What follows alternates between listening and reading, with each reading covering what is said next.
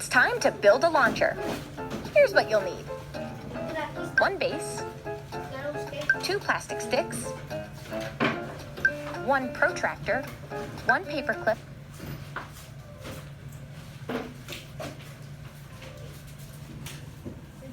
Okay, students are building the launcher. They are using a protractor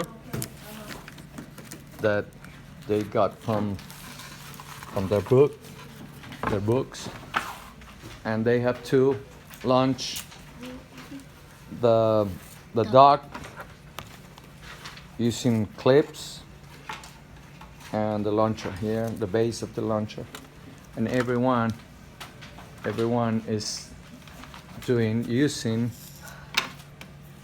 the protractor. The protractor is used to measure the angle of the launch.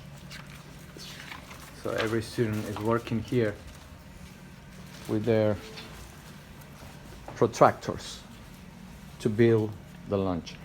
In a moment, we are going to launch the duck. Duck is ready for the launch.